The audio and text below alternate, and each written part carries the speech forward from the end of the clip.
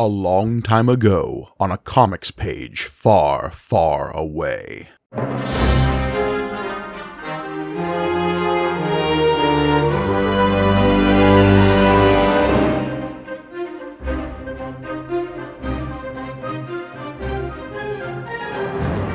Welcome to Panel Up, your monthly pop culture panel. I'm John Campbell. And I am Mike Gergoni. Oh, man, that was shaking the rust off, man, doing that. It's been a while since we've done this kind of show. Slowly, creakily stretching back into our pop culture bones. Oh, shake the weight of those old Star Wars comics off. Oh, Roy Thomas, get off my back. Yes, yes. Hi there, everybody. We're back, and also we're just doing what we normally do at the same time. This is kind of a show within a show. Welcome to our show within a show, which is the old show, which is kind of got replaced by the new show, but that doesn't mean the old show went anywhere, because the old show remains, and this is that show within that show pretending to be the other show. Which might be the most appropriate format for a pop culture thing ever these days, because that's how everything is, it feels like. It's all performative and surface level, yeah.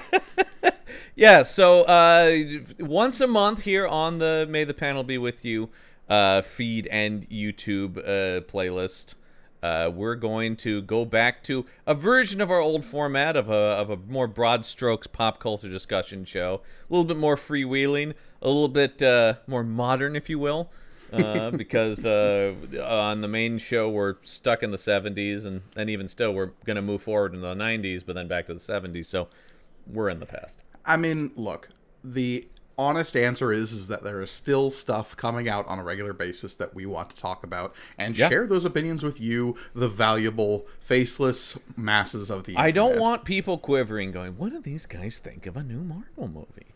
It's true. And quite frankly, we didn't have to try very hard to figure out a way to bend the format of our new show in such a way that we could loosen ourselves up to talk about the cavalcade of stuff that just keeps coming out.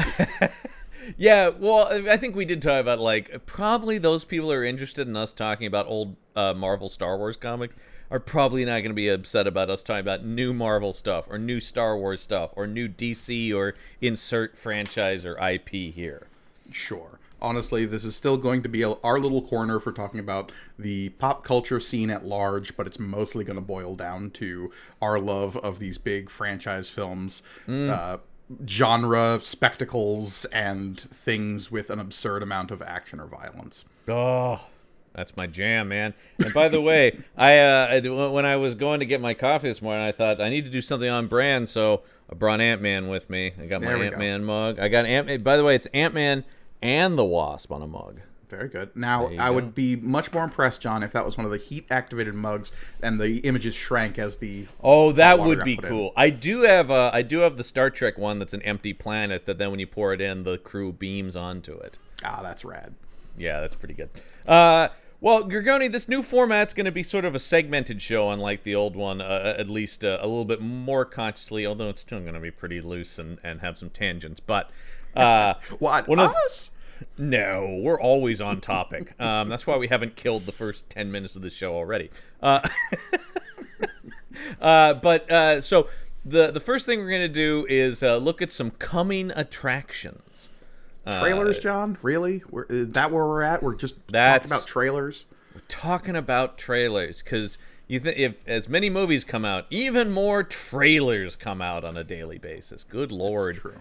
I can't open up YouTube without being shown 18 new trailers for various things. Now, today it's all movies. That won't always be the case.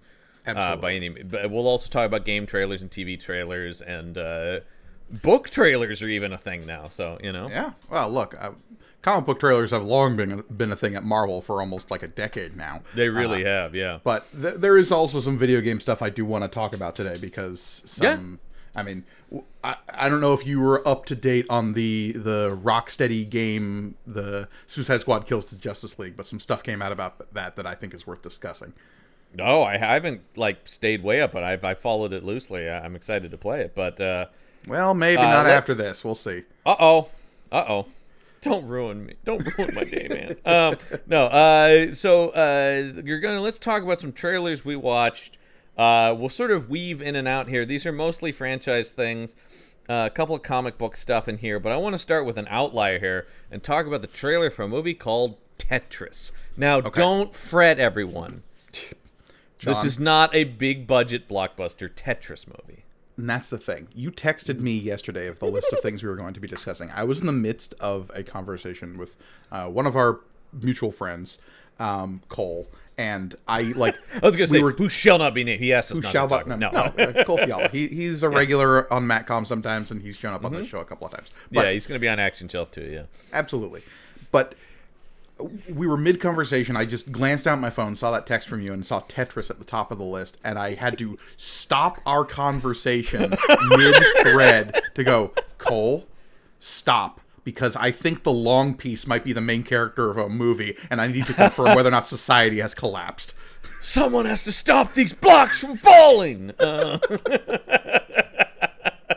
No. I didn't realize what this movie was, so you just said Tetris movie trailer, and I freaked out. There's a part of me that kind of knew that when I texted you that, too, and I go, nah, he probably knows what I'm talking about, but I'm going, or it would be funny if he thought this was a major, summer tentpole movie. I thought it was another battleship scenario. Here's the thing. That's the thing, though, that's kind of scary, is that seems totally plausible. We used to joke about the stupidest thing being like a Jenga movie. Yeah. But that seems Hungry valid. Hippos. Hey, man, Ridley Scott for years was developing a Monopoly movie. No joke, an actual movie based on the board game Monopoly. That was in development for a good 10 years. Is insane. Because, what, is Mr. Moneybags the main character? He would have to be, man. But Don't Bob Hoskins is go. dead. Wow. I was going to say, but Bob Hoskins is dead, so the perfect Mr. Moneybags isn't out there anymore. He was Mario. He could be Mr. Moneybags. That's all I'm saying. Absolutely. No, this movie, actually, I'm very excited for this movie because this is a story I do remember. I want to say it was like a Wired article or something I read about this. It is the story of the creation, but more specifically, sort of the marketing and release of Tetris back in the 80s. Yeah, and it's all wrapped up in this idea that the game Tetris, if you've ever played the original Tetris, it's pretty clear about its cultural roots. It was made by a Russian guy, and don't know if I would really... Most of our listeners probably are aware, but for those of you who aren't, in the 80s, there was this thing called the USSR. Yeah, we are smack dab in the throes of the Cold War at this point. Right. So it turns out getting art and expression and creative endeavors exported from Russia was a little tricky back then. Absolutely. And so that's the thing that's kind of cool about this. And I remember when I heard the real story, it's kind of a spy story. It's sort of an espionage tale about a video game, and the movie is really seeming to play that up. But in this sort of but it's still about Tetris, but also people might get killed over it. Well, and it's this idea that a government might be so omnipresent in the lives of their citizens in the way that communist Russia was to a greater and lesser extent, depending on what we're talking about, that they could view any Western influence as a radicalization of their people. And so the idea of an American company trying to import a Russian game to a Japanese video game company, it makes for an international house of cards that is interesting to see them build on this into a dramatic story. Yeah. I love movies like this, like the weird, specific, high stakes for the people involved, but seemingly low stakes that the world at large perceives. I love stuff like this. And I'm also such a huge fan of Taron Egerton, who I think has, as a movie star, has consistently chosen interesting project after interesting project. I was actually, this exact conversation played out with Cole after I watched the trailer, was me saying, oh, I'm glad Taron Egerton's here.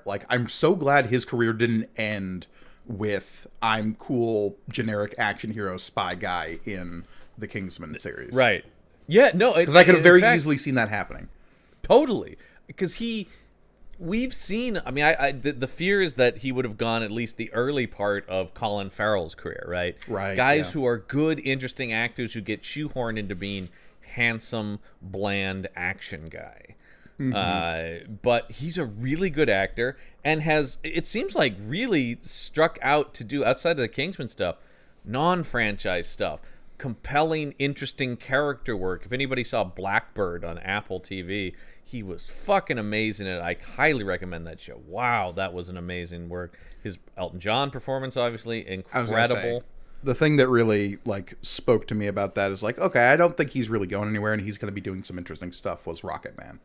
Jesus Christ! Say so what you good. will about that movie, but he is the thing that holds it together at its center. He really blew me away in that, and his commitment to getting his voice there and doing it all on his own. I just think even something like Eddie the Eagle is an unusual leading man role. I think the only misstep really for him was that Robin Hood movie, which was awful. But John, what if Call of Duty was Robin Hood? Yeah, I know. It was one of those things where, man, watching that, and I'm sure, I don't know if you actually saw it. I did eventually watch it, but it was just one of those things where, because I kind of had the Mike Gunny reaction where I just go warfare wasn't like this in the Middle Ages, you guys. It just didn't function like this.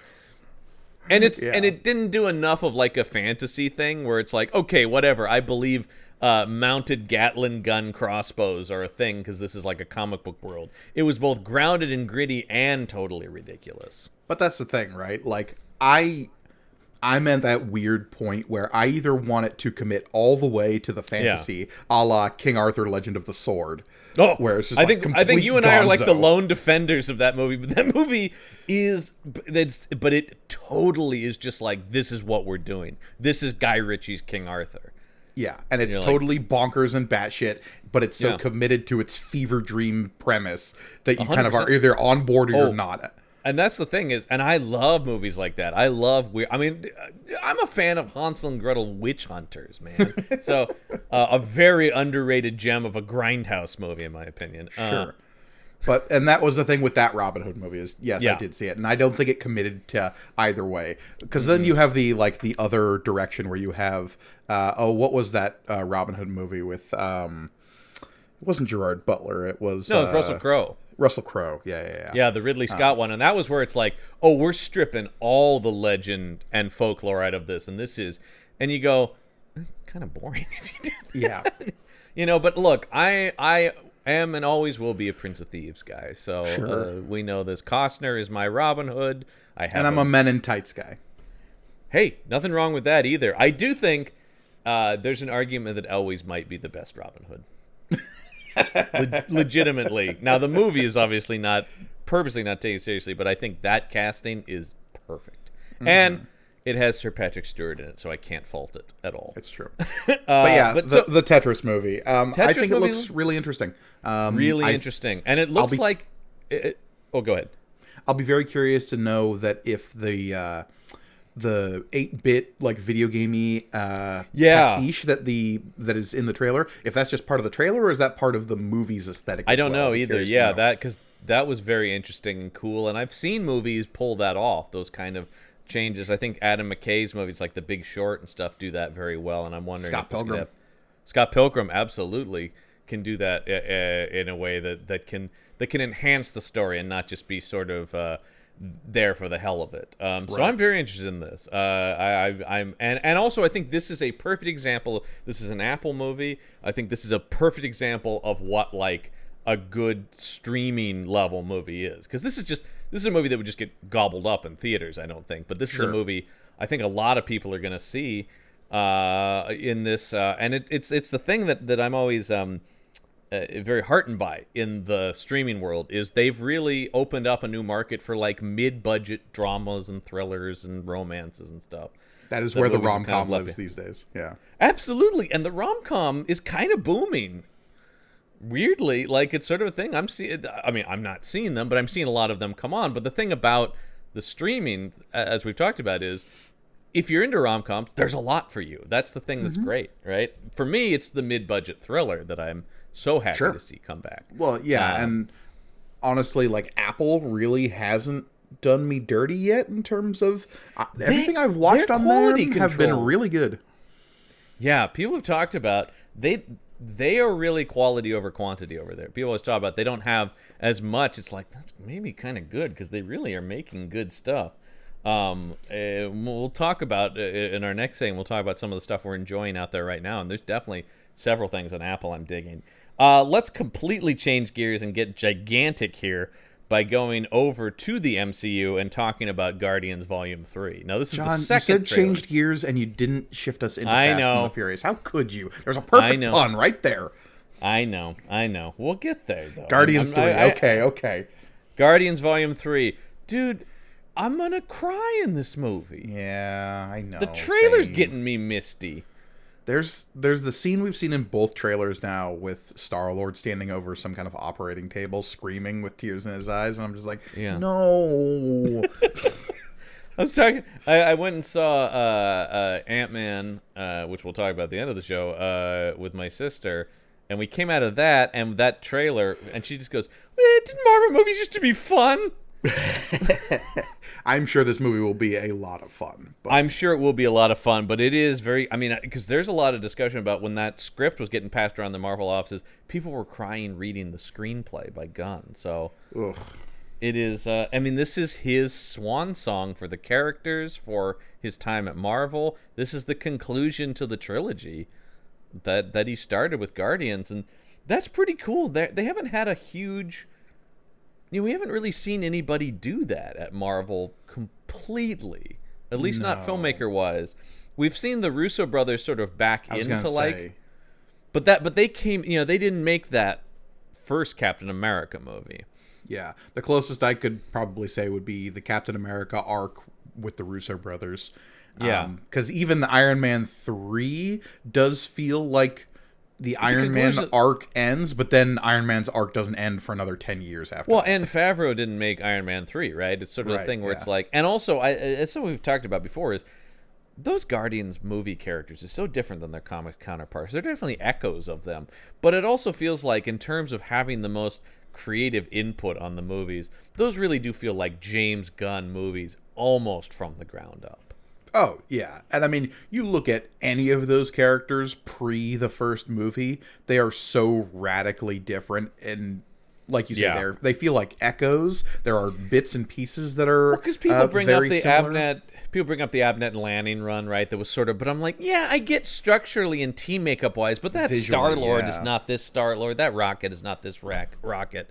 He took that as a springboard to really write the most original Marvel movies, and that's why I think we all have such a special place in our hearts for the Guardians. They do feel of a piece in the universe, but as their own thing too.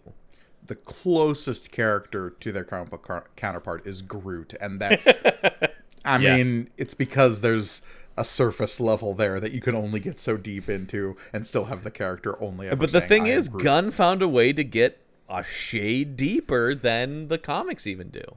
Yeah. With that character. But yeah, between like radically redefining the character of Nebula to be a character that anybody cares about. Oh my God. Nebula is so fucking important to me. It's insane. I certainly have always known the character. Anyone who read all the Starlin Infinity stuff, she's a big part of that. But I have immense affection for her. And the best gag is with her at the end of this trailer. Yeah. The whole like possible beat of Star-Lord finally like having some attraction to her. Can we talk about how much of a treasure Karen Gillan is as someone who just vanishes into this role? Well, you talk about somebody who you talk about worrying about people just sort of being left aside. We are so used to loving actors on sci-fi shows as they like claw their way to get even small parts in Hollywood stuff. The idea that like for once somebody we fell in love with on Doctor Who actually got recognized by Hollywood and she's become like a major actor with multiple franchises and somebody who in between those does really interesting indie films. Yeah.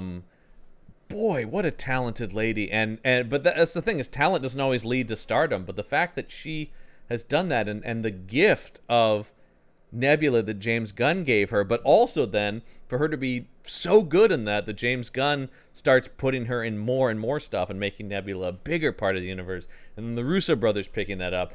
That is just her pure talent. Yeah. I mean, leading to that. I said this coming out of Endgame. It's like, I think that might be like mostly a Nebula movie, and I'm kind of super into it.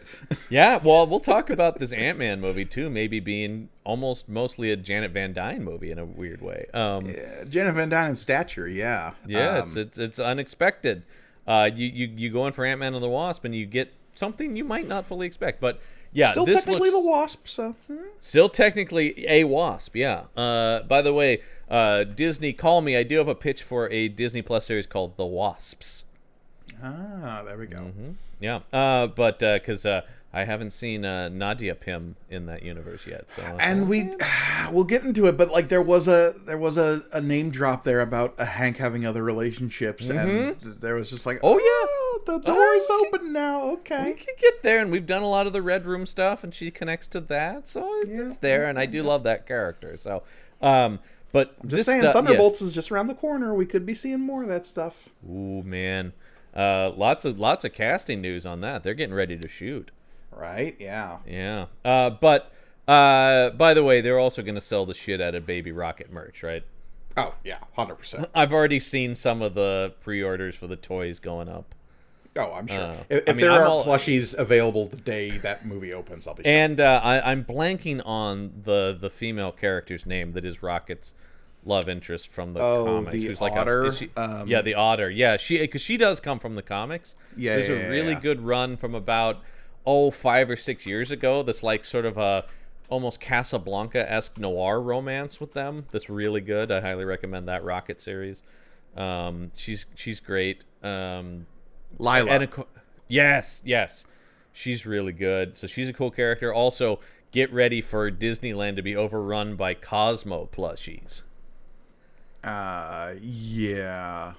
I mean, but that's the thing about these. The Marvel movies are very good about, they have toyetic things, but it doesn't feel like they're being toyetic like that Batman and Robin movie. That's still the ultimate example of like, we're just jamming stuff in here, aren't you? Mm-hmm. For the most part, I will say. We'll get into Quantumania, but there's a bunch of action figurable characters in this movie. I may have some of the action figures pre-ordered. That's all I'm saying. But yes, no, there's definitely that. But this looks great. I mean, I almost don't have much to say about it. I can't wait for it. Great song choice as always in the trailer. By the way, it's the Since You've Been Gone that I know and love. I know people love that Kelly Clarkson song, but this is the song by the band Rainbow. Mm-hmm.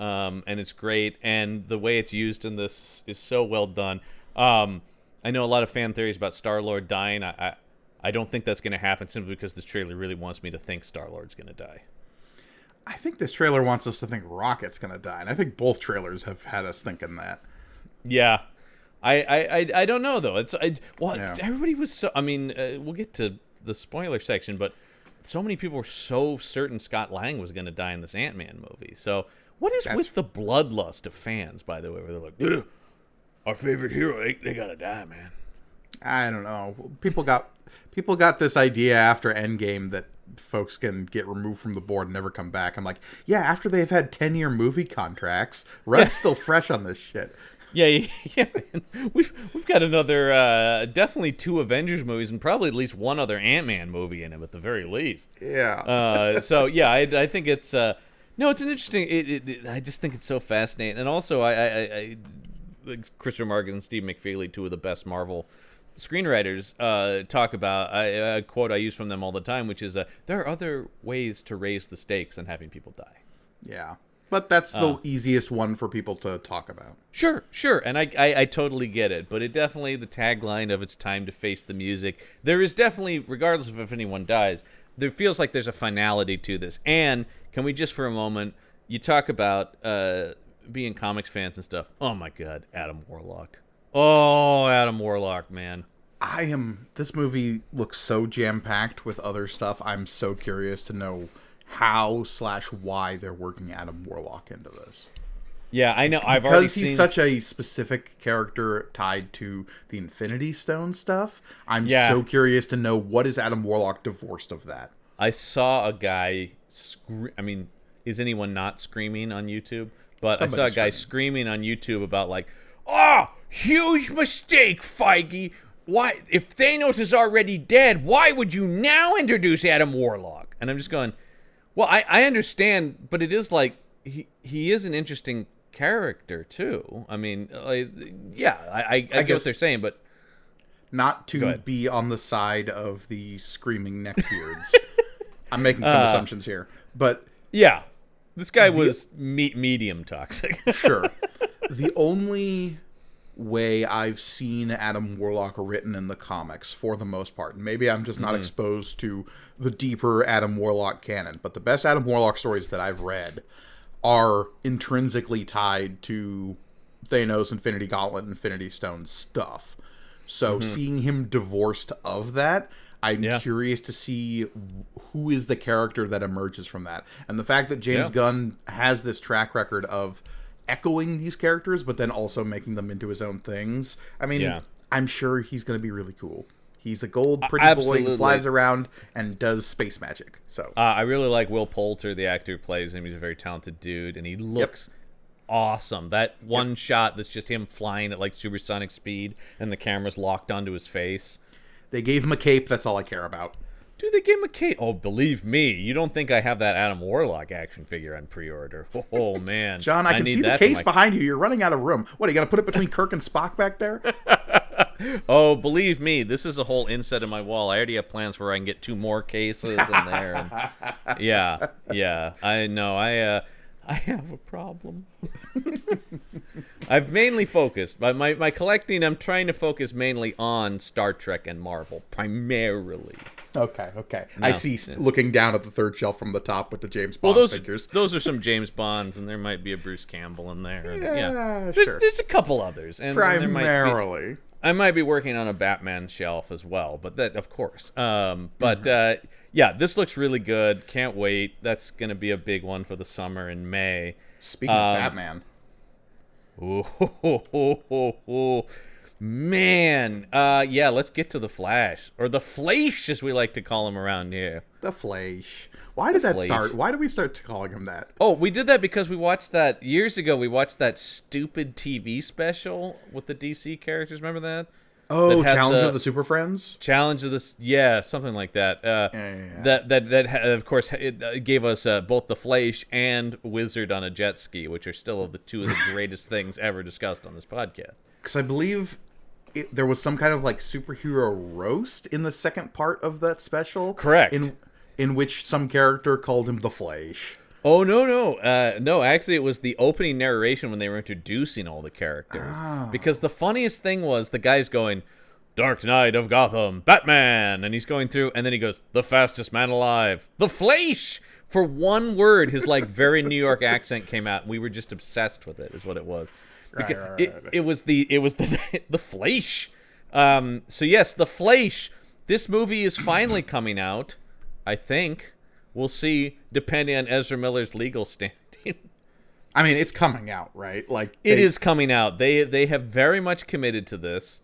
They are really hyping it. Multiple people have called it one of the best superhero movies ever made. Now these people all work for Warner Brothers, so take that with a grain of salt. But hyperbole aside, the rumblings are test screenings have gone very well. All right, well, we froze up there for a second, but we're back in now. So yes, as I was saying, let's talk about the Flash because, man, whatever conflicting feelings, it's very easy to be, like, oh, Ezra Miller doing a Flash movie. Not only does Ezra Miller have their troubles, but that's why I feel about that. I was allergic to Ezra Miller's legal problems. But has their problems. But it's sort of going like, what is this? We're at the forefront. I feel like the I don't know if you saw the tracking numbers came out for Shazam, and they're abysmal because I think everyboes kind of like, yeah, does this even fucking matter? Should we even bother to get involved? between that and like Zachary Levi stuff, I don't know how much that's tracking numbers, but I don't know either. But I just think there's a general attitude of like whatever's coming out is probably going to get wiped clean. So that's kind of my attitude a little bit. But then I saw this trailer. Because that's the thing, right? Is we always knew this was going to be a Flashpoint movie in some regard. That it was always kind of going to do some sort of table setting, right? Some sort of reset. They were never clear about it, but it seems like now it's very clear. Like James Gunn has said, this is the break point. Right. And for those who don't know, Flashpoint was a comic book crossover in which the Flash went back in time, fucked up everything. Everything got reset after a big multiversal conflict, and that's what brought us into the New 52 era of DC Comics. Right. So it seems like they're really doing that structurally. Yeah. Right. Like, but I'm sorry, they sold me a ticket when they put Michael Keaton in a fucking bat suit, man. Who cares?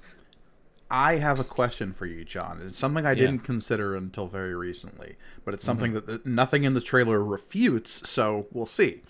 Flashpoint involves the Flash interacting with a version of Batman that is not, in fact, Bruce Wayne. Correct, Thomas Wayne, yes. Could Michael Keaton be playing Thomas Wayne? From what I've heard, he is playing Tim Burton's Bruce Wayne. And that's totally fair, and that's perfectly fine, and that is what it looks like on the screen at surface value. But you're pitching, is there a world where he is Thomas Wayne? Well, maybe. Now, the thing about it that they've done here that isn't the case in the Flashpoint, but I think could work for a movie is Barry now enters a world where there are no metahumans, right? The Flashpoint universe, quote unquote, of this movie is one where people don't have superpowers. Hence why Batman is basically, as far as we can tell from the trailer, the only sort of costumed crime fighter. Right. What if after Batman Returns, Zod shows up? Like, how does Tim Burton's Batman even approach dealing with something like that? That would make sense, because powers never really came into the world of Tim Burton, right? Right. The closest you ever get is whatever the heck is happening to Catwoman when she is revived by the cats in the dumpster. Yeah, you get in some vague mystical stuff. There's also a bunch of weird shit with Penguin. That guy's definitely not human as far as anything we would understand in our universe. But it's all Tim Burton horror-y kind of stuff. It's not, Now, the thing that actually really intrigues me is they're using Supergirl the way Superman is used in Flashpoint, right? Where at least it seems like it, right? Where in the Flashpoint universe of the comic, Kal-El has landed on Earth, been taken in by the government. He's being studied and sort of kept hidden in an underground bunker. Seems like they're doing that now with Kara, which I think that's an interesting idea. And all this footage of Kara looks badass in this movie. Yeah, something I picked up when I just rewatched the trailer before we started recording was the fact that her like prison outfit when she's doing the breakout bit says Cadmus on it. I was like, okay, you got me. Project Cadmus is involved somehow, so we're gonna have weird underground metahuman research, and for all I know, there's going to be a certain lady out of Belle Reve who is running the whole thing. This trailer looks really good. My biggest quibble really is, and I sincerely hope Ezra Miller gets the treatment they need, and, because they are a talented actor. But I would be jazzed beyond belief about this movie had none of that come out.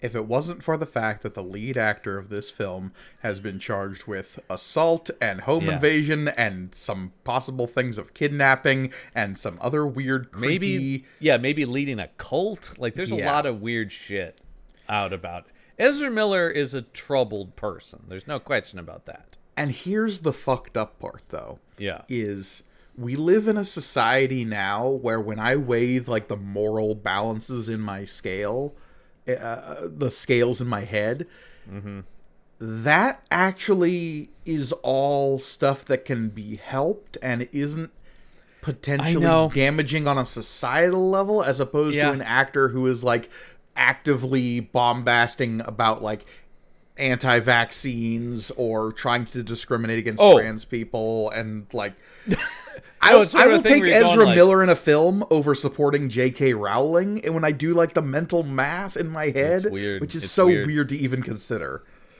Well, because it does feel like whatever bad has been done by Ezra Miller, and people have definitely been hurt. Yeah. It does feel like we have an understanding of psychological issues. So you go like, well, this could be manic behavior that could be rectified. Yeah. Now, that's up for a larger debate about whether or not any like consequences like jail time should come into it. I'm neither here nor there. But it does feel like these don't sound like the actions of somebody functioning with their full mental faculties, right? Yeah. It doesn't seem like, oh, this person is just a huge piece of shit necessarily. Right. Maybe, but it does sound like, and I don't know, there are people who go, oh, it's very convenient. They're seeking help right around the time that this movie's coming out. I try not to be a cynical person, so I go, I truly wish them the best, because I do think Ezra Miller is actually a super talented actor. And I have liked him as Barry Allen and the other stuff I've seen them in, right? Like, I think, and actually, he's very charming in this trailer. Yeah, and that was the thing with this trailer, right? Is that they seem to be doubling down quite literally on Ezra Miller in a way where you either got to get on board with this film and divorce yourself of some of the problematic issues surrounding the actor. I have to be going to see the character of Barry Allen, right? Yeah. But it is interesting that just a couple months ago, there were rumors that they were going to try to title this movie Batman Flashpoint. So I definitely think there was no matter what, whether it's sincere or not, there was definitely an agreement reached of like, you need to go somewhere and get help, or we can't promote this movie around you. And like I said, you can choose to look at that cynically, or the positive spin is maybe that's the wake-up call they needed to actually start looking at their life. Is like, hey, this could really cost you a career. And maybe that's the case. Yeah, we just don't know. And I'm sure in 20 years, there'll be a tell-all book describing all of the events surrounding this. Yeah, in 20 years, about the movie, yeah. Next year, there'll be an Ezra Miller book, I'm sure, though. My struggles, or my nightmare year, or whatever it was. Mm-hmm. Anyway, though, the trailer does look pretty awesome. And I have to say, you know me, and my obsession with the Michael Keaton Batman, and to see him not only back in the suit, but now freed of 1980s filmmaking technology and able to do the Batman shit he was always doing in my head. Oh, that's honestly the weirdest part of this trailer for me, is seeing Tim Burton's Batman suit moving in a way that, like, I know logically it was never capable of doing. Well, and the redesign of the suit is very cool, because it's still totally the classic suit, but you can see the, like, oh, we can move better, we can redesign it better, we can build a better suit for him, but it's still totally the Burton costume. He still can't turn his head. And he never should be able to, man. But, like, I know the Batmobile, the Anton first designed Batmobiles, and you see it under a sheet in this. The fucking Bat one. I mean, I'm sorry, but speaking of another friend of the show, Brendan Jones, he and I were talking about this trailer going like, dude, you can be as cynical as you want, but the second I see Supergirl flying next to the Batwing, it's like, oh, I need this in my life. I'm a little kid again. And literally, I really am a little kid again, because that's my childhood Batman on screen. When was the last time outside of a cartoon we saw Batman flying a jet? Batman v Superman, I think, right? Doesn't he fly a jet in that? I don't know. But, like, there's the flying... There's the flying vehicle in Dark Knight Rises, which I think the one in Batman v Superman is similar, where they're like, they haven't committed to the Batwing since Batman Forever. I don't think live action, right? Not the true crazy design bat shaped vehicle. Right. Yeah.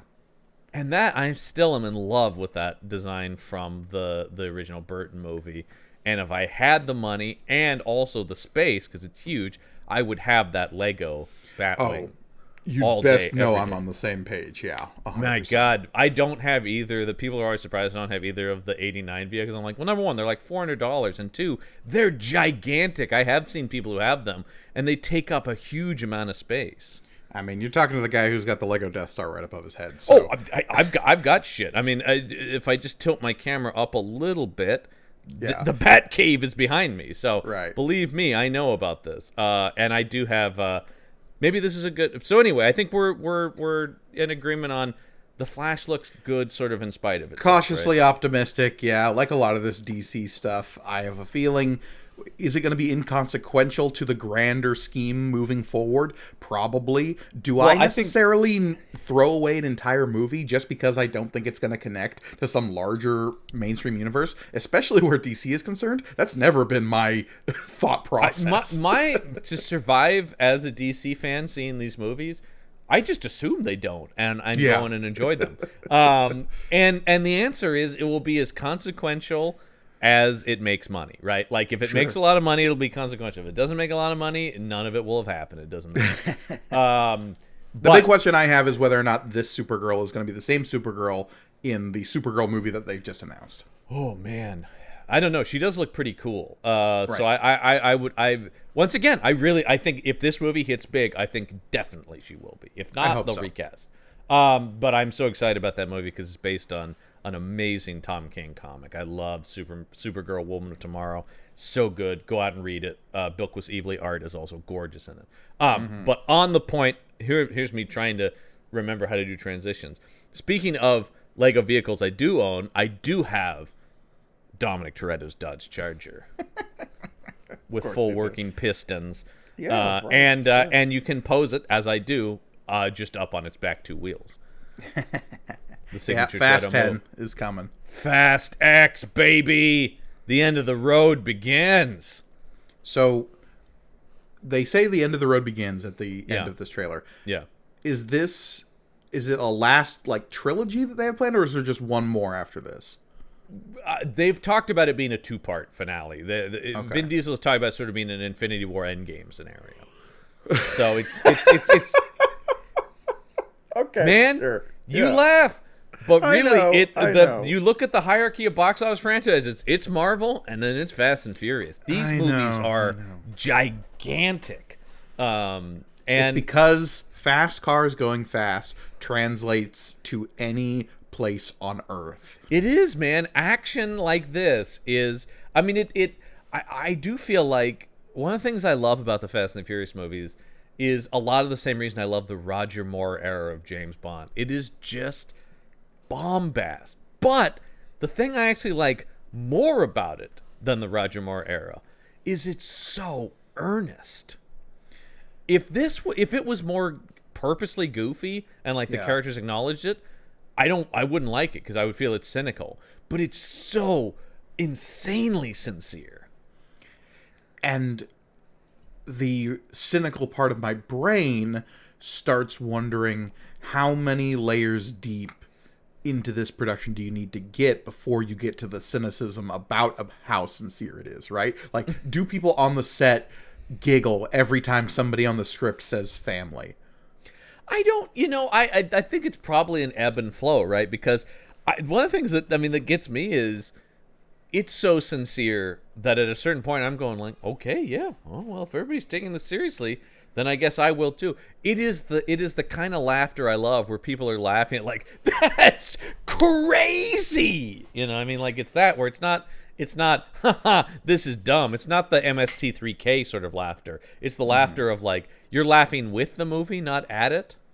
I mean, all through this trailer, I'm laughing at the audacity of this. A, this franchise is still going, and B, some of the crazy shit that they're playing earnestly, like Jason Momoa as the bad guy, being a guy who was left for dead in Fast 5? Fast 5, yeah. Oh, my God. Being a huge nerd for this franchise, when they cut to, he was at that vault heist? What? Because that's the other thing. And I think a big reason why people like it is the Fast and the Furious movies have the same kind of continuity as Marvel, right? Where it's like, you remember the thing with the guy who's that's him. I mean, it is the thing about the last movie had the death of Dom's father shown on screen, which is spoken about in the first movie, When we see in this trailer a brief clip of Han and Shaw in the same scene together, I'm like, oh, the reckoning is here. And the fact that I even have that thought speaks to how deep in the weeds I am on this franchise. No, you are a real convert to the house of Toretto and his family. Yeah. But they are, because they are what I want out of a blockbuster movie, though, right? Where they're like, we're gonna offer huge, and the action is great. I mean, they really do come up with amazing sequences. When they drop Dom's Charger out of a plane and it crushes 2 other cars in this trailer. Ugh. I'm worried they've just shown us this highway sequence where he like drags the 2 helicopters into each other. Yeah. Like, one of the coolest bits in the film, because like after rewatching Hobbs and Shaw again, I realized like, oh, they kind of showed off the coolest thing in the movie in the trailer with like the chain of cars grabbing onto the helicopter. They did. Yeah, it is. Which no, is the Fast and the Furious movies have never been afraid to show off their big set bit, although they did hide space in the last one. They did hide space, though that was more the audacity of, yes, we're going to shoot a car into space, and less like the actual scene itself being a thrilling piece of action. No, it is sort of like, it's like, yeah, we're doing it. Because there had long been a discussion about like, are you guys going to go to space? And they're like, maybe. Yes, I still think you and I have talked about extensively that time feels like the next frontier for them. Sure, time travel. I would say time travel, or I'd always say moon car chase. Yeah, it does sort of feel like we just got out of the atmosphere. We need to get out into space, right? Mm-hmm. Although I do. So this is the end of the road for the Fast saga, but Vin Diesel has been clear this is not the end of Fast movies by any stretch of the imagination. Because I mean, there are in 5 years we're gonna have a movie that's just called Toretto. Oh, he's like, well, this. Which is hilarious because he's the main character of the Fast Saga, but he's going, so the Fast Saga ends, and then the Dominic Toretto movies start. And you're like, these aren't already the Dominic Toretto movies? Every movie is about how you're the greatest guy ever and you can never die. John, I can hear the narration on the trailer for that movie when some big bad evil guy says, what happens when you don't have a family anymore, Dom? Well, I do love, because they love stuff like that. There's the thing in this... when Jason Momoa's like, the only thing about having such a big family is how do you decide who to save? His son, obviously his son. His son. It's all about, because it's at the end of the day, it's all about family. And it's great, man. I love it. All the stuff is great. As I've been saying to people, I can't wait to see a movie where the Fast family teams up with Captain Marvel to fight Aquaman, because somebody who is a huge fan of this franchise is Brie Larson, who was like, please get me in there. And it's one of those things because people, film snobs, love to roll their eyes at these movies, but I love when an Academy Award winner like Brie Larson is going, no, I love these movies and I want to be in them. And even more so when fucking cinema legend Rita Moreno is like, I desperately want to be in this. And here she is at the beginning of this trailer going, the thing about family is... As Dom's mom, I want to say? His abuela, his grandmother. Oh, okay. Because Vin Diesel doesn't want you to know how old he really is. He's in his 50s. She could totally be his mom, but he's like, oh, no one would ever believe that. I'm way too young. Wink. Good thing. Here's the thing. Here's a crazy thing. The Fast and the Furious franchise has been around longer than the MCU. There's a 6-year jump. They make less movies, obviously, but... Also, it depends on where you qualify the Fast franchise as beginning, right? Yeah, because let's be perfectly honest. The first 3, and even the third one only retroactively, are not a franchise. Yeah.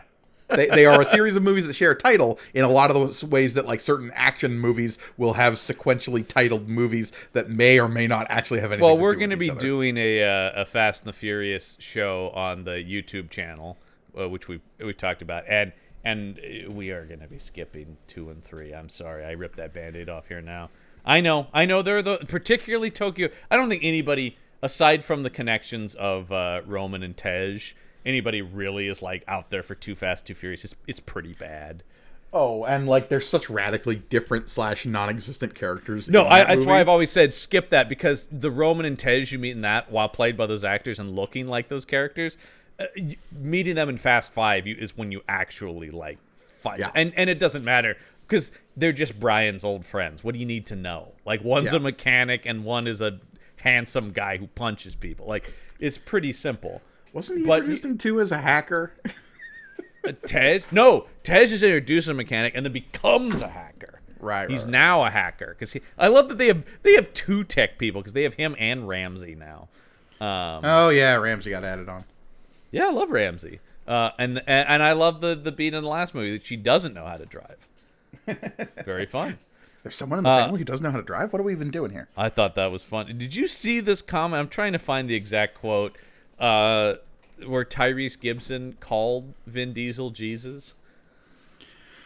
I mean, every movie has called him that for the last, 4 films in the franchise, so that doesn't surprise me. No. The real person Tyrese Gibson was referring to the real person Vin Diesel as being able to do things only Jesus could. No, John, I don't need to hear these words said by a human being. Those don't need to have existed. You can stop looking. Well, because he's always been firmly in on Team Diesel. Like he trolls The Rock on stuff and goes like, "Yeah, you are a pussy, man. You're not as cool as Vin." He's Vin's boy, man. That just seems mean. I don't understand. We don't need to do that. You can like both of those guys. I like both of them. I see both of their movies. Yeah. I've got no dog in that fight. In fact, I just want peace because I want The Rock to be back in these movies. But it seems like that's just not going to happen. I do like the conspiracy theory that all of that was simply a constructed narrative so that when The Rock does show back up in Fast 11, everyone's like, "Oh, they got him back in the same room." I really hope that's the case. I truly do. That'd be wild. So, all right, let's wrap things up here with this final trailer for another franchise that isn't at all insane, John Wick Chapter 4, which I think is actually going to be next month's panel up review. Can't wait, yeah. Can't wait. By the way, have you seen the runtime on this? 2 hours, 49 minutes. It's a nearly 3-hour John Wick outing. Okay, so here's the thing. I will watch this entire movie and I will enjoy every minute of it. But hell yeah. Isn't the draw of John Wick the simplicity of the in and out action movie? Does that indicate that John Wick has turned a corner on being maybe too into itself? That actually does worry me a little bit. What I saw it as is super long fight scenes is what I liked about it. Yeah. It's there could be a 20-minute throwdown between him and Donnie Yen. Oh, and don't get me wrong, I want that. Donnie Yen looks so fucking slick in this trailer. Two of my favorite martial artists have joined the cast in this because I don't know what Scott Adkins is doing in this. Holy God, as whatever this, he's in crazy prosthetics and doing a Russian accent with gold teeth going the Baba Yaga. That was Scott Adkins? That's Scott Adkins. What the fuck? Yeah, because he put out the character poster for that on he on his Instagram, especially just I thank them so much for letting me create this character and play this and take this risk of letting me do this. The Baba Yaga. Wow. Okay. God bless Scott Adkins. He's just one of those guys who found his groove, and that's what he wanted to do, was be in shitty action movies. And he just is doing it. That is why he is the #1 icon over on the Action Shelf. And I don't know if we've actually said this, but I'll say it here. If you are an Action Shelf listener, that's why we're devoting the month of April this year to Adkins April, a whole month of Adkins adventures. Yeah. Because cool and good. Love that man over on the show. Because yes, he is. You talk about the sincerity. We were just talking about the Fast and Furious. That is him for straight to video action. He is no, I whatever parts I get, he's in Doctor Strange, he's in stuff. That's great. What I really want to do is be the new Jean-Claude Van Damme. That was my hero as a kid, and I get to do that. He's made 4 movies with Van Damme. He's I'm doing it, man. Don't pity me or go why can't you be in bigger stuff? I'm exactly where I want to be. And he writes and directs those movies now. But I'm so happy he's in this. And yes, Donnie Yen is gonna rule in this movie. Yeah. I mean, look, this movie's gonna rock. They've all rocked. All of the whole John Wick franchise rules. The action in these movies is so good that you see so many other action franchises failing because they're trying too hard to be John Wick. That Robin Hood movie, the pitch for that movie was John Wick with Robin Hood. That's what they sold that to the studio. The Taron Egerton one we were just talking about. And you can see that. And we've seen plenty of movies that have tried and failed or tried and gotten close. What was that Charlize Theron spy thriller Atomic movie? Blonde. Atomic Blonde. Which actually had one of the directors of the first John Wick director, David Leitch. Yeah. And like that got probably as close as I've seen in a lot of these other movies. Fight scenes are really good. Have you seen Bullet Train yet? No, I still keep meaning to. Bullet Train, also a David Leitch film, is I would say is as close to a John Wick movie as I've seen out there. Okay. Really good, really super fun. I love Bullet Train. Yeah, and John Wick has done so much to radically change the landscape of action filmmaking in the last 10 years. We're getting our first John Wick spin-off next year, The Ballerina. Sure, and there've always been talks about the show that they were trying to do. They're making the show right now for Peacock. Is going to be The Continental, about the hotel, the origins of the hotel. Right, so, and whether or not you can like make that level of streamlined action work on a small screen remains to be seen. We've seen it done to better and lesser degrees and stuff like Warrior and what was that? Into the Badlands. Into the Badlands, yeah. Yeah, both. Yeah, it is possible. We've learned it is, but I think the fear is Iron Fist, right? We've seen martial arts. The fear is Iron Fist, yes. We've seen martial arts shows really work. The two you mentioned are amazing shows, and then there's also Iron Fist, which, while as we both said, while not a terrible show, just because of the TV schedule and demands of it and budget, just didn't get there with the fight scenes, and that kind of made anything else that worked feel lesser because he's the awesome kung fu guy. With the caveat of season 2 better than season 1, but still, yeah. But yes. Season 2 better than season 1 because it focused less on Iron Fist. Right, because it became Colleen Wing's show, that's why. Yeah. And Disney, you guys like money over there. Give me my fucking Daughters of the Dragon show. That's what I want. With those two actors back, they're both so good. I was just reading... I've been reading a ton of comics lately. Just catching up on a bunch of stuff. And one of the comics I just read for the first time was the A-Force, that short run. A-Force is so fun. A-Force is so fun. I wish there was more of it. Yeah. But there's a great scene where one of the characters who has a prosthetic magic arm runs into Misty Knight. And she's like, hey, cool arm. And I was like, Misty Knight. I wish she had a show. I do too, man. And Simone Missick, who plays Misty Knight, and is just that's so good. And I think we will end up seeing all those Netflix people again. I mean, if once Charlie Cox opened the door, D'Onofrio's back, Kristen Ritter is definitely knows what she's doing, indicating that she's going to be in that. There's Bernthal rumblings about him being in the Daredevil show. Mike, did you see Mike Coulter? Somebody asked him about it. He goes, well, I just keep myself in shape for when they call. Well, and Kristen Ritter posted some picture of her and Coulter the other day together, and I was like, oh. Hey, man. Okay. Coulter's got his own hit action franchise now. If you saw, they announced the sequel to Plane the other day. Ugh, trains. Ship. Oh, fuck it. That's so stupid. Dude, Plane is an awesome action movie, though. They called it Plane, though. Plane. Because I've got to land this plane. Plane. Ship. Car. Train. Yeah. It goes on forever. If it involves Mike Coulter wrecking dudes, horse, I am in.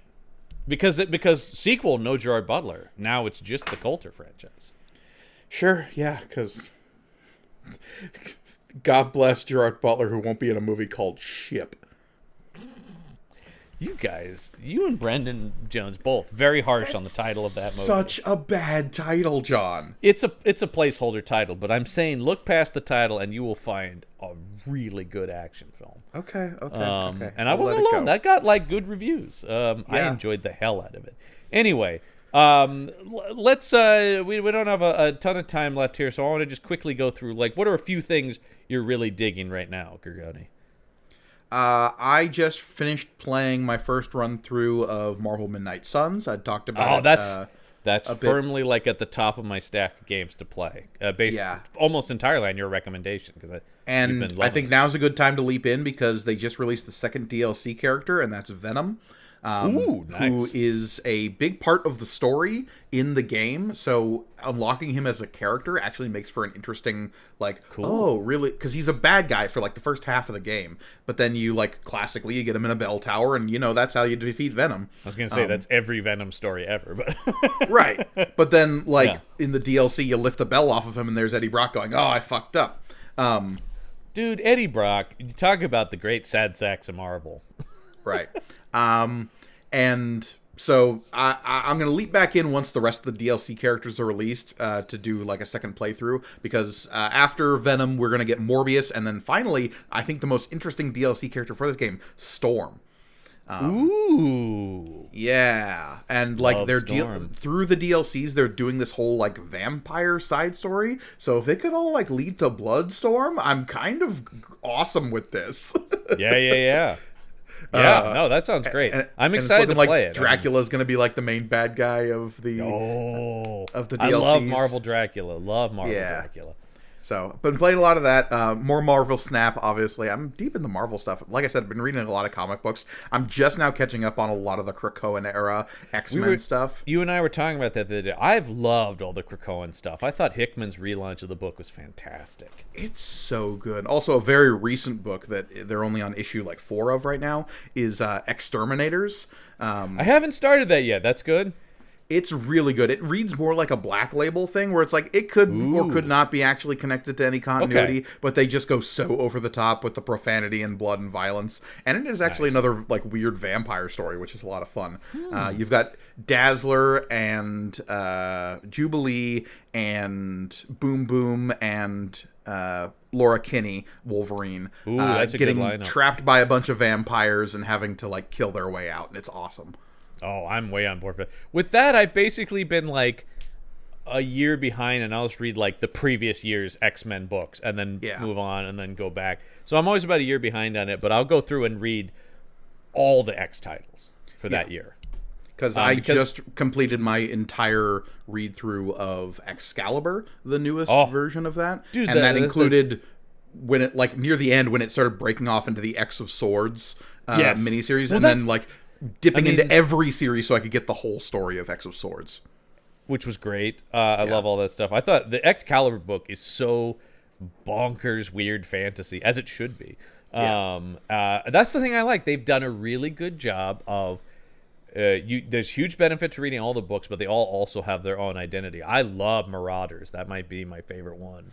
That's the one I'm dipping into next after I finish Marauders is great. I love Pirate X-Men. So Pirate Kitty Pride, and that means swashbuckling Nightcrawler, which is always the best Nightcrawler, right? 100%. And of course I love the Wolverine book, but I always go like, of course, because Wolverine's one of my favorite characters in anything. But the Ben Percy Wolverine stuff is great. And he's also doing X-Force, so they feel very X-Force tied together, X-Force is very cool as well. I love the big presence of Domino, who's one of my favorite characters on X-Force. Absolutely. So, but yeah, that's what I've been up to mostly. What about you, John? I think we all know what I've been doing, and that's watching and just fucking sobbing and clapping and screaming through Star Trek Picard. It's everything I've ever wanted. Gorgoni, all my friends are back. Oh, really? I didn't notice. All my friends are back. I don't know if you watched any of it yet. I'm waiting until I can get a few episodes in the tank and then just plow through them, because I know the last couple of seasons of Picard. I don't know. The last season of Picard, I wasn't a huge. I know you weren't a big fan of. I really enjoyed it. It was the Next Generation voyage home, but you've certainly heard the buzz about season 3. And I've seen all the character posters, and like white bearded Worf makes me tear up just looking at it. Episode 2 introduces Worf in the single most badass Worf scene you've ever seen. Okay. Yeah, I'll just say, like, it's similar to like the Batman thing. It's like, ooh, major production and stunt team having Worf. All of a sudden, he's just cutting off heads and gutting Romulans, and you're like, dude, this is everything I ever wanted Worf to be. Can I actually see what it looks like to wield a bat'leth? He fucking takes a guy's head right off. Just one swipe off. And I was... That was always the thing with the bat'leth. It felt like something they designed because it looks cool, but how do you actually use it as a weapon was never really, like, nailed down. Yeah. And a lot of that was up to Dorn, actually, believe it or not. Like, when you do see a lot of it was kind of like, I don't know, Michael, do the thing. Figure it out. Take this. So it's so good, though. It's the villain is amazing. I'm really into the Amanda Plummer, whose father, Christopher Plummer, was one of my favorite Star Trek villains, who played General Chang in Star Trek 6. Which is great. Patrick Stewart's obviously doing amazing stuff. I love the new USS Titan that's sort of become the main ship. Because that's that was Riker's. Ship, that was right. It was Riker's ship. Now he's a retired captain, and so one of the big points of contention is there's a new captain of the Titan, and I don't care for this guy. I don't care for him one bit. Well, because he's sitting in Riker's chair. He's sitting in Riker's chair, and he's a real, like, I do things by the book, unlike how you used to do things back on the Enterprise. It's like, I think you're going to find this mission boring, Picard. I won't be blowing anything up. And of course, me being the rabid fan, I'm like, you shut the fuck up, and you show him respect. You call him Admiral Picard. Picard was never the guy to blow stuff up. Like, that was always Janeway. I know. I love the idea that because, like, this this next generation thinks Picard is reckless, which is kind of a cool idea. I like the idea that, like, for the next generation, Kirk was like this wild man. Now for these people, it's like, Picard, that guy was nuts. Meanwhile, Picard's like, but I just want to sit in my vineyard and have some tea. Is that too much to ask? What I like about this season, and what has really been the whole of the Picard show, but particularly this season, is like, do you really want to sit and drink that tea? That's what you say. But, like, the second there's trouble, you're leaping out of that chair, grabbing a phaser, and going out into space, man. Like, and it's, a lot of it is a buddy story between him and Riker, and I could watch those two banter all day. All day, man. The Frakes Stewart chemistry. The best parts of the last two seasons was when he went. Yes, and so this is firmly a Picard and Riker adventure. Good and cool. Good and cool, and they are slow rolling. We've seen Beverly, Worf, Riker, and that's it at this point. So we haven't we've alluded to Geordi. We know where Geordi is because he's running the ship, like the fleet building, at Utopia Planitia. This is we talk about Star Wars enough on the show here that I can go into, like, it's just off of the Mars mission where they're building but it's really, really good. And John, I'm secure enough in my fandom that I can talk about Star Trek 2 and not feel violated. No, absolutely, that's it. Because I think we both have we both enjoy each other's main Star franchise, but we each obsess about a different one. So anyway, it's so good. Also, the score. The score is amazing. I've enjoyed the stuff they've done with the Jeff Russo's Picard themes, and those are still here. But this is a firm return to Next Generation score. I mean, they kind of have to, right? Well, I like anytime they go, so this is just Next Generation Season 8, and everybody's like, well, you know, I think the better description is it feels like the next TNG movie. Not the because one of the big things the showrunner goes like, we'd be telling smaller contained stories if it was really TNG season 8. Sure, and even each episode is called Chapter 1, Chapter 2. This is clearly a 10-part epic Next Generation adventure, but it is a Next Generation. This is Nemesis Part 2. It has the scope of Nemesis, and I think you are also a Nemesis defender, you know.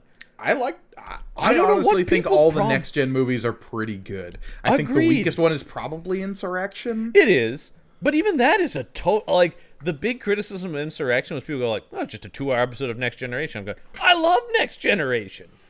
I think the weakest next gen movie is better than the worst of the original series movies. Totally agree. Yeah. And I'm even a Star Trek V defender. So, you know, but God help you for that. But yeah. But I think Star Trek V and Insurrection are about on par with each other for me. But Insurrection is better because it's a better looking movie at the very least. Yeah. It doesn't feel as cheap as Star Trek V, which is its big sin. But I'm so thrilled. I have to watch it twice because I literally, like, can't I can't handle the first viewing. Well, it's how, and to segue a little bit, it's how I usually treat my Marvel movies as well. The first time I watch a Marvel movie, and Star Wars for that matter, but Marvel is pertinent to our discussion going forward. Yeah, let's get into this. From this point on, spoilers are in effect. Yeah, we're going to be spoiling the hell out of Ant-Man and the Wasp: Quantumania. Which, by the way, I saw it when they did it at the end of the trailer, but I didn't know this. I've seen it twice now. The first time I saw it with previously mentioned friend of the show, Brendan Jones, and he was the one who pointed out the name Ant-Man is in Quantumania. I saw it as soon as they announced the name Quantumania.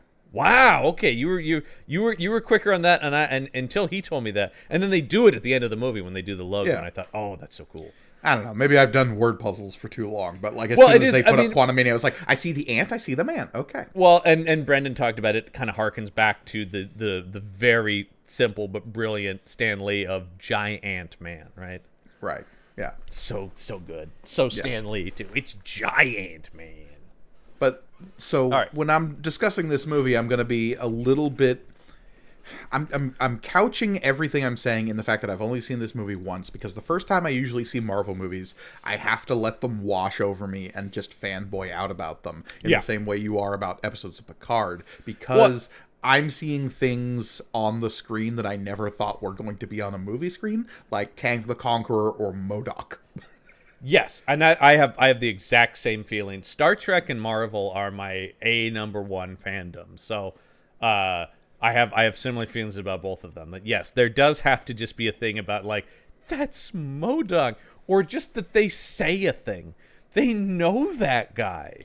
The fact that people said the words mental organism designed only for killing, and then commented on the fact that you're dropping the from the acronym. It's MODOK. Yeah. MODOK. Can we talk about one of the big MVPs of this movie is Corey Stoll? Okay. I'm going to be talking about them a lot in this review because I think they're very crucial to my viewing experience, and that is the group of stoners that were sitting behind me in the theater. Now, that's interesting. I think that's key because Brendan and I saw it like a midday, like the very first screening you could see in the state. So it was like families. Yeah. So we had the exact opposite approach. We had kids who were laughing and clapping because they like Ant-Man. Sure. And I had a group of stoners behind me who lost their goddamn minds at the floating head, man. Oh my God, of course, because they're like, dude, is that really in the movie? Right. I think it's kicking in, man. MODOK is the most jarring thing in this movie. 100% in my opinion. And I think what I've seen from reactions of people, it's a real bellwether test. There are some people who, as soon as that thing opens up, it's like, the fuck, Marvel, you've lost your goddamn minds. Yeah. Whereas I'm cackling, going, "You mad bastards! You did it! You actually did it!" I always go back to that Timothy Dalton clip that's amazing from that James Bond documentary about we were doing it, we were actually doing it, and that's what I was thinking.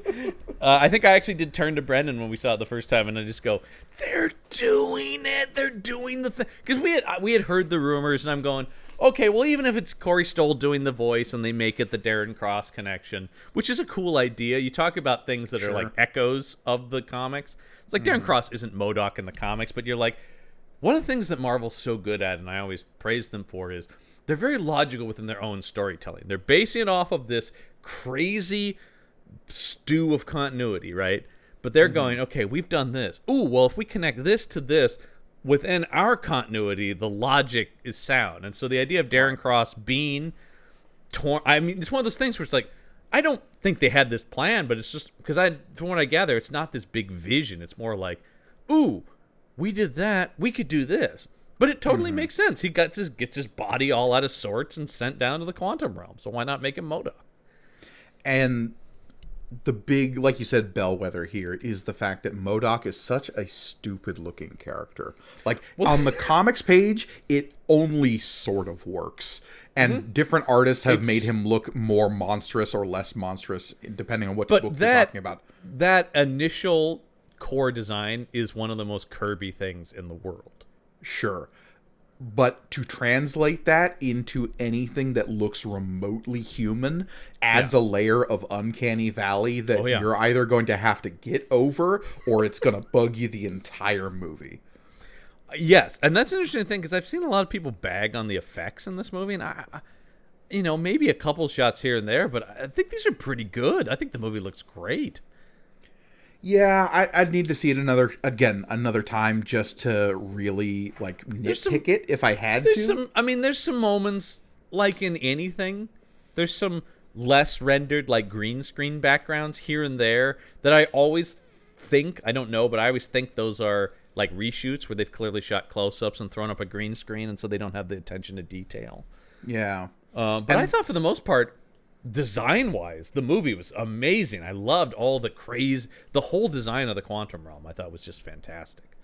We talked about in the trailers, we were talking about franchises that commit to their weirdness. In terms of Fast and the Furious, in terms of John Wick, and in terms of Guardians of the Galaxy as well. This is a movie that commits so hard to let's do weird microverse story, and you're either on board with all the weird little guys that are going to show up and the aliens and the like guys with holes and psychic powers and lanterns for heads and barbarian ladies, and we're just going to have one of everything and get on board or get out, because this movie's going to be weird as hell.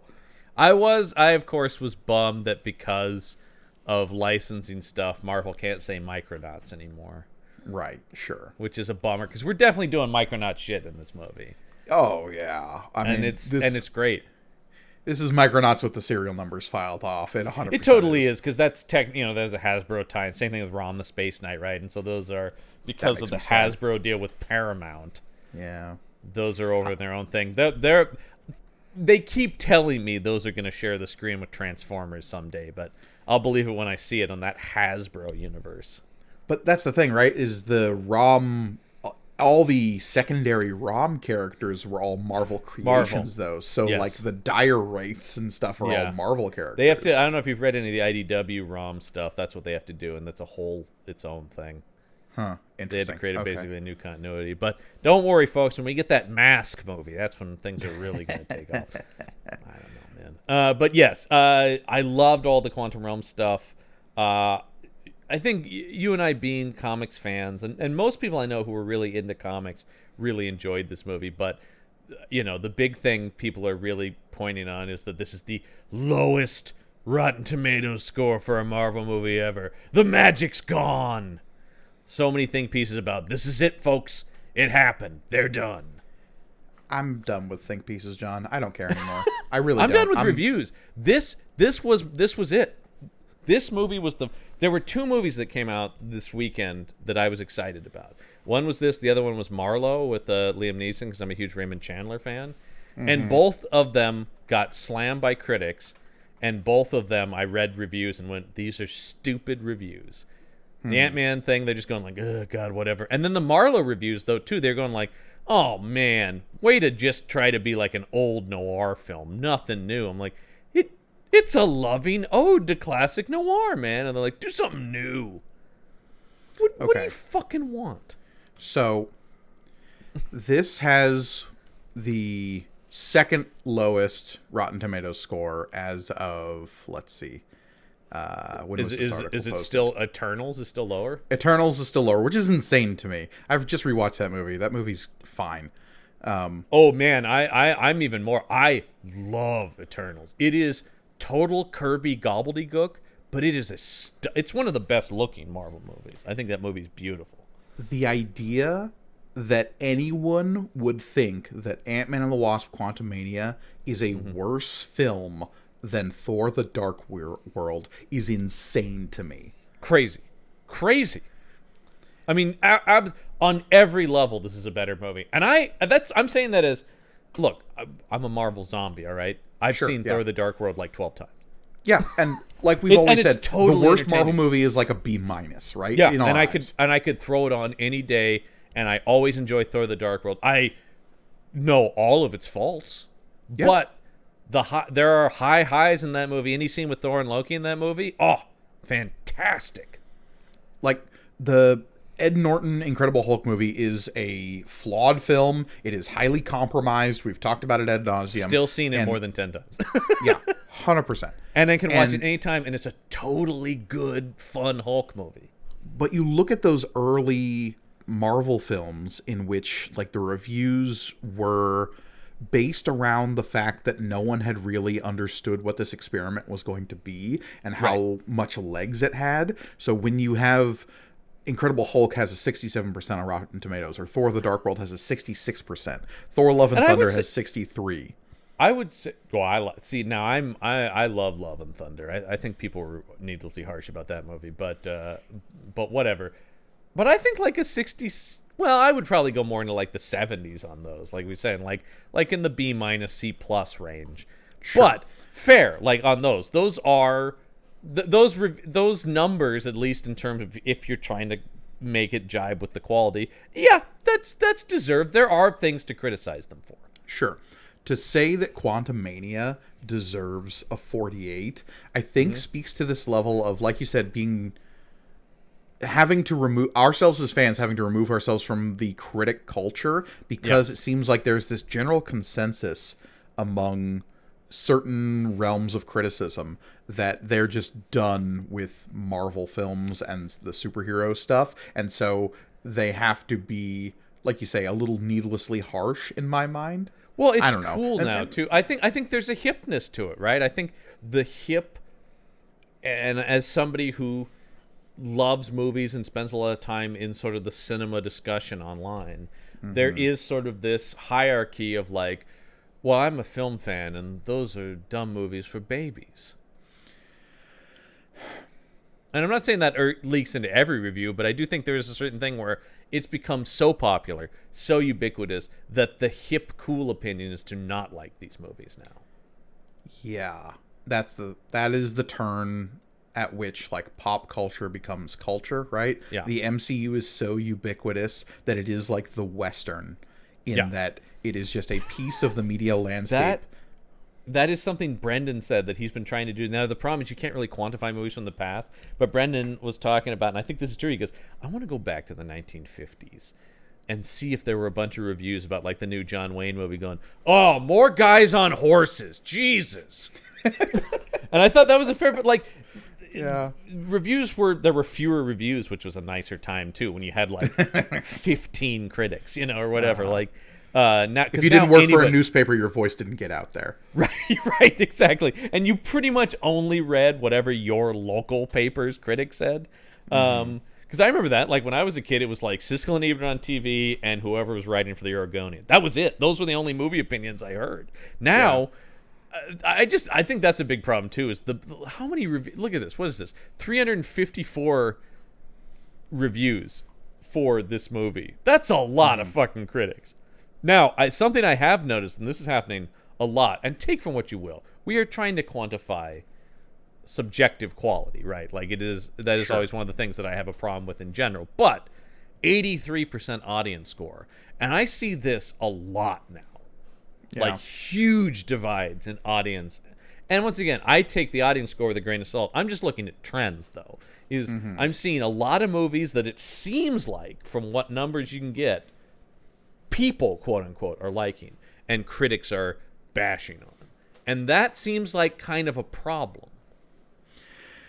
Yeah, I don't know what it speaks to, and like we're in such a strange middle ground, the two of us, because we do see all of these movies. We try to think about them with a critical air, right? Yeah, and I'd like to think that I am media literate enough that I can tell you what is good or bad about something, and I give it enough critical thought that I can distill and put down into words what I think the problems or the structural issues are with a given story, or the visual or like filmmaking problems. I've seen enough movies. I know how they're made well enough that I can distill that into thoughts.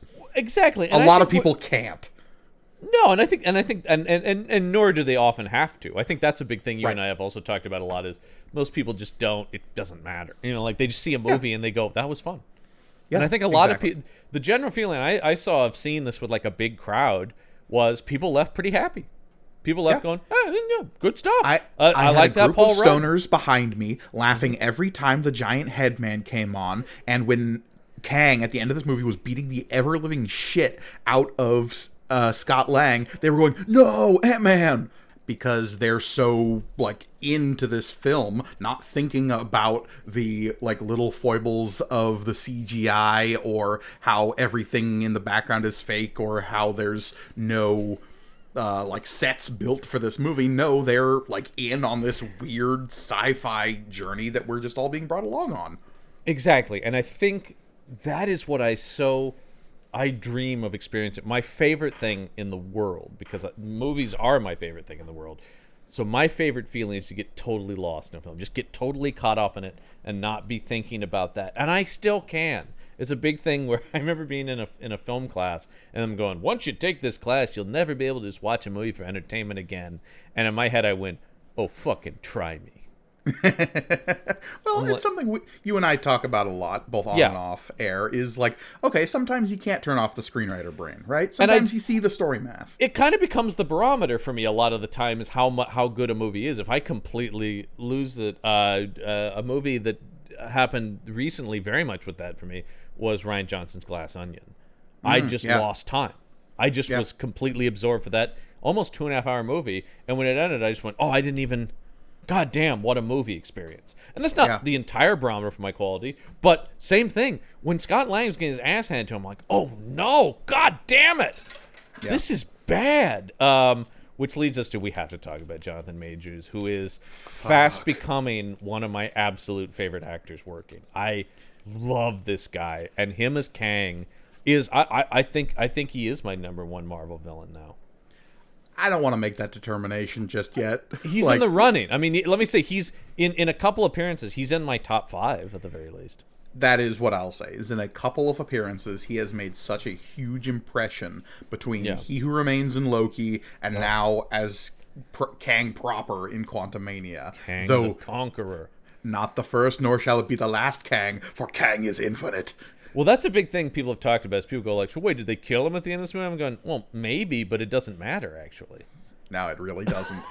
So it's sort of like... We could see this exact same character in the next movie that he shows up in, and it could still not be the same Kang. I mean, you talk about going all in. When that mid-credits has, number one, Ramatet, and then... Immortus, and fucking Scarlet Centurion, I was just like, we're doing it. We're fucking doing it. And I thought, well, that's nuts. And then when there's like thousands of Kangs, I was like, well, we're really doing it. They recreated the page from the original, like, I believe it's not Kang Dynasty, because everyone conflates that story with like some of the other wackier Kang stuff. Yes. But well, because comics, we love comics. But they're gobbledygook sometimes. Yeah, and Kang Dynasty was like a 4-issue miniseries that was like a storyline in the Avengers, which was not a big deal book at Marvel at the time. Right. Yeah. Kids, there was a time when the Avengers wasn't like all the rage, even in comics. To equate them to DC's Justice League is a false equivalency. Yep. Yeah. Like, the Avengers were a B-tier list at best throughout most of Marvel's history. Well, and also, like, Justice League has pretty much always had the heavy hitter A-listers on its team. Yeah. Not the case at Avengers. There's some weird Avengers lineups. I was reading some Avengers West Coast recently, some of the original issues, and whenever they go back to the East Coast Avengers, you're like, what the fuck? Like, when was Star Fox like a big part of the Avengers team? The same time that Black Knight and Cersei were. That's what I mean. You've got, like, Janet Van Dyne is in charge of the Avengers. Star Fox is like a key lieutenant. I'm going, well, this is a weird-ass lineup, man. What, Iron Man's like, on the West Coast, you know. Jack of Hearts and the Swordsman and Beast all in the Avengers Well, and then team? You even get stuff like you're going like, oh, Iron Man's here. Oh, but it's Jim Rhodes' Iron Man. Or then when you get to fake Thor and stuff like that, you know, you're like, whoa. It's always weird. I always feel like whenever I go back, it's always like when I went back and read all the Infinity stuff. That was where you had, what's his name? Who was the guy who was fake Thor or other Thor? And I'm not talking about Beta Ray Bill. Yes, Eric Masters. Eric Masters. Yeah. Eric Masters. but like you go back and read like Thunderstrike is the superhero name. Yeah, but like that's the thing where it's like you go back and read like, oh man, the original Infinity Gauntlet story, so cool, Thanos, and then you're going like, oh wait, there's a fake fucking Thor in this book. Right? It's the same thing. Like I love the Grant Morrison JLA run. It's my favorite Justice League run. But you go back and go, shit, part of this has Electric Blue Superman in it. Yeah. Oh God. So yeah, there is that sort of stuff. But good God, to get somebody that is as talented as Jonathan Majors, and also is so game. He is 100% in on every one of these Kang takes. You talk about roles that were given as a gift to actors. Oh, yeah. The idea that you could sell somebody on, okay, you're playing every version of this character who exists across all of time and space. Each one could be the same character, or you could have such a radically different take every single time.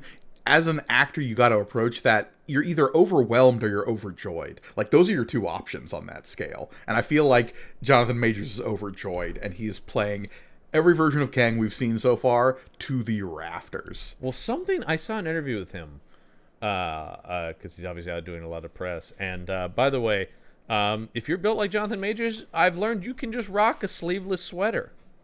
A full-on like knit sweater just with the sleeves cut off. Because that man is a beast.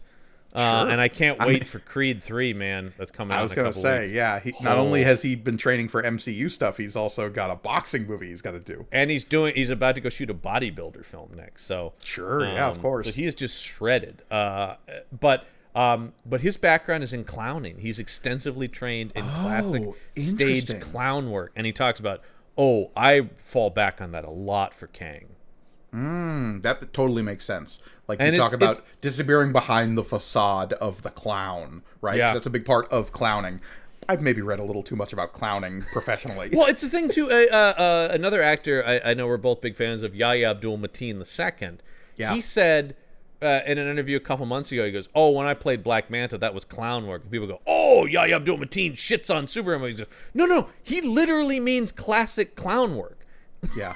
He's not saying that's bullshit. He's saying I am using the techniques created in clowning, the theatrical performance, to play larger-than-life characters. Yeah. Also, he's going to be Wonder Man, and I can't wait to see Yahya Abdul-Mateen II as Wonder Man. I mean, I just want to see him in more of everything. But dude, also, I know another one-word action movie title people make fun of me for, but fucking Ambulance with him is so good. I highly recommend, for those listening or watching this on YouTube, go watch some like little YouTube documentaries or something on what actually like goes into professional clowning. Just type clown college into YouTube, and like people joke about it, but there is actually a lot of thought that goes into that shit. Yeah, because everybody's think of the circus or rodeos, things like that. It's like clowning is an art form unto it. I mean, it's a style of acting, basically. Yeah, I do like. Basically, Jonathan Majors says, he goes, I don't go anywhere without a red nose. Ever. Why would it's you? Always on me, every single place I go. Because at its most basic, it is about constructing a persona and creating choices based on that persona.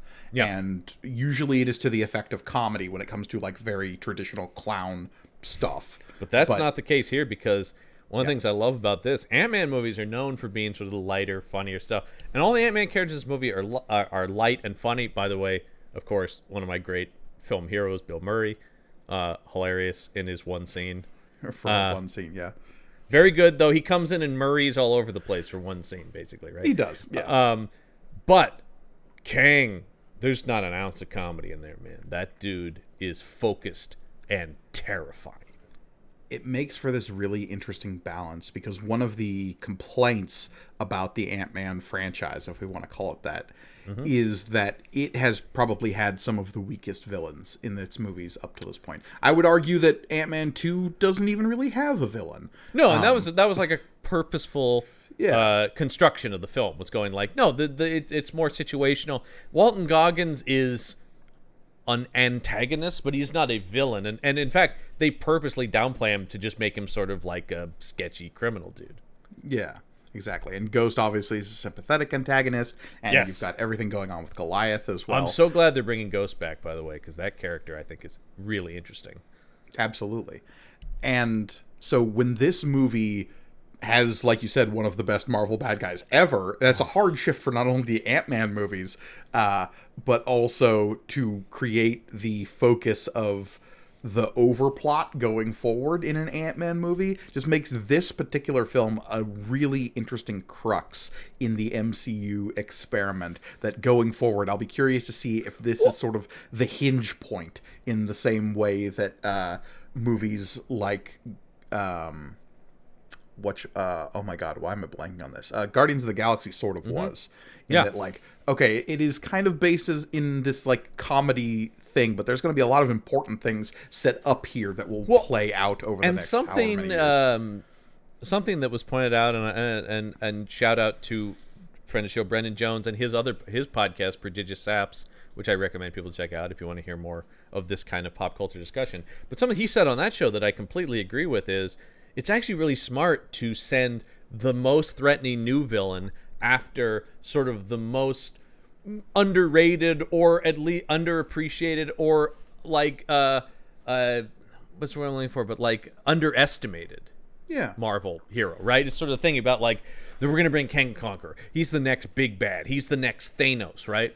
And who's he gonna fight first? I mean, because he had sort of a tete-a-tete with Loki, although he wasn't really Kang the Conqueror in that. But that was but send him after Ant-Man. You go like, well, Ant-Man's gonna get fucking destroyed. But this script is so good in that it's like, yes, Kang, you are the most powerful and devious guy, but these people will fucking outthink you, and that's what they do. They're clever, they're scrappy. Oh my god, this is the best Hank Pym movie, I think.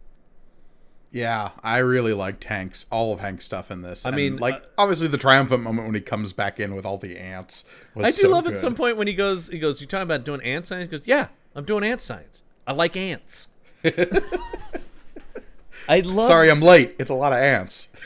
And crotchety Michael Douglas is everything to me in these movies, and he's a perfect Hank Pym, because Hank Pym is a crotchety dude, famously, throughout all the comics.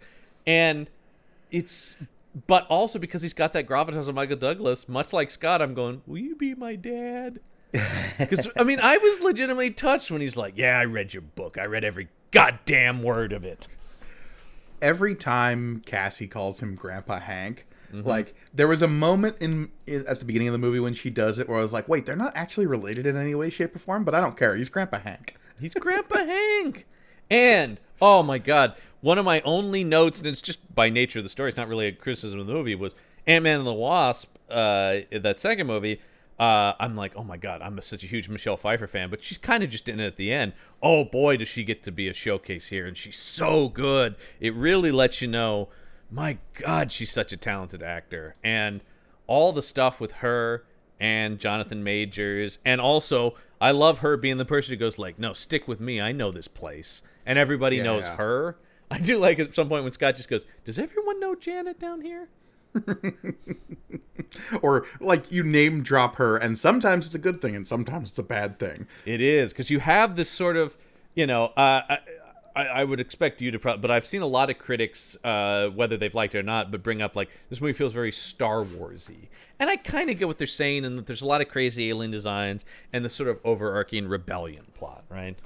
Sure, and it's a classic fish out of water, like savior from another world story. You get tossed into a conflict that you don't really understand, and you have to come to grips with who's the good guys and who's the bad guys. I was going to say, it's sort of the I get the Star Wars thing, but yeah, I'm being the kind of nerds we are, I'm going like, well, it's kind of John Carter or Flash Gordon, right? Like, it's sort 100%. Of that thing, which of course lead to, or Dune, right? All those things kind of add up into a lot of the Star Wars mythos anyway. But the idea that she's the one who can kind of ground it in the stakes of like, no, you don't know how. I love we see Kang right at the beginning with the little prologue where we see them both land in the quantum realm, and then for maybe the first 45, maybe almost an hour of the movie, everybody's just going, "You're here," and he knows it.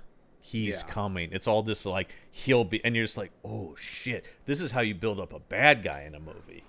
This was part of my screenwriter brain that I couldn't turn off. It really does feel like this movie was written in a way that Kang was supposed to be a reveal, but the marketing and everything around this franchise made it so we already knew Kang was going to be here. Yes. Yeah. So I mean, when the I do movie's think going, one of the- him, you don't know what he's capable of. And it's Yeah. like, the whole time I'm thinking, like, but I know it's Kang. Why isn't the movie telling me it's Kang? Yeah. Oh my God, though. But yes. But I love anytime he's like, they talk about like, you're gonna do this and it's gonna kill trillions. That's what monsters do. And then when he just goes, that's what conquerors do. I'm just going, oh man, this guy. I mean, when he does that, like, big speech at the end, it's like, I am Kang! I was like, yes, you are! But I also love when Giant Man in full giant form stomps into the city and goes, Kang! And just like, oh man, it's 2 hours of comic book nonsense, and I live for comic book nonsense. But I do think, and this is where when the critics get on it, because you and I you were talking about, we have some objectivity. We will totally own when, like, this movie's kind of dumb, but we like it because we like shit like this. But I'm going, dude, the emotional underpinnings really work here. The Hank Janet relationship is really good. The Scott Cassie relationship, the Cassie relationship within the sort of Lang Pym family that's been created. I mean, I think Catherine Newton's amazing in this too. I gotta say, I've really liked her. I loved her. If people haven't seen Freaky, I really recommend people check out Freaky. She's great in that, and that's where I really took notice of her. And I think she's so good. I can't wait to see more Cassie. She's been very coy anytime anybody uses the term Young Avengers in interviews with her. But it is sort of like that thing where, in Feige too, he goes, oh, well, now that you mention it, all those people are part of the Young Avengers. You're like, yeah. Well, and literally after watching this movie, I went back and picked up my trades of the Young Avengers run. So and the first thing that pops into my head after I finish that first trade is like, oh, Cassie and a young Kang sort of have a thing here. That could be an interesting plot. Well, I'm very curious to see. Clearly, they're going to do some of the Young Avengers, but are they going to do the Kang connections to that? Because that is some of the most interesting stuff in Young Avengers. Is the Iron Lad. Yeah, Iron Lad. That's it. I was trying to remember. Yes, who's such a cool character of like, I am this thing, but not this thing yet, and am I destined to be this monster? And how do I fight that future? And can I put together a team to maybe stop myself from turning me into the thing that is so good, Kang? Man. Young Avengers, guys. If you're sleeping on that, don't, man. I mean, it introduces Kate Bishop to the Marvel Comics. It gives us Hulkling and Wiccan, who are really cool characters who I hope we get at some point in these movies. Agreed. And we've already had he's not the character yet, but we've already had Patriot appear briefly in Falcon and Winter Soldier. I mean, technically, we've had Wiccan and Speed show up as well. Those are Scarlet Witch's kids, but that's a whole other knot of. I don't know how they're gonna. I don't know how they're gonna address that, but like Patriot's sitting right there. Yeah, he's literally sitting in a house in Washington D.C. waiting to become a superhero. So, and I do think it doesn't have to be the exact lineup. All those characters, I could totally see a Kamala Khan fitting into that. Maybe bring in some of the Champions kind of stuff. Roll that together into one Young Avengers team. I would love that. That's actually what surprised me the most about this movie in the first 15 minutes was how many spiritual references and connections it has to the Falcon and Winter Soldier show in terms of referencing displaced people and how that's still a problem going through, and that Cassie is an activist in all of this. I think that show's going to be a bigger linchpin than it seemed initially, because obviously that's going to lead us right into New World Order, which is going to be big, and I cannot wait. Oh, sure. We get Harrison Ford tomorrow movie and Tim Blake Nelson back as the leader. I need this in my life, guys. I really need this. And that may even roll into Thunderbolts with a lot of the sort of underpinnings of U.S. Agent, obviously, but just the underpinnings of where the world stands coming out of Falcon and Winter Soldier and Wakanda Forever. And now Secret Invasion as well. I think the governmental makeup of the Marvel Universe is a real interesting question right now. How law enforcement, how intelligence is being gathered in this world of superheroes post the blip. Well, it speaks to something that I think we're seeing coalesce, and that is this distillation of two big themes running parallel to each other that haven't yet really intersected, and that Right. is how the world has changed post an event like the blip, and how the multiverse around them is changing because of how wild and comic booky the world has now settled into. And so we're touching this larger universe both cosmically and also like multiversally. But It's an so interesting- the world is kind of reordering itself, in a way that is like preemptively responding to that without actually interacting with it just yet. It's an interesting thing because I saw so many people, like there's sort of this attitude that Phase 4 was a disappointment, or that it was all over the place and not building towards something.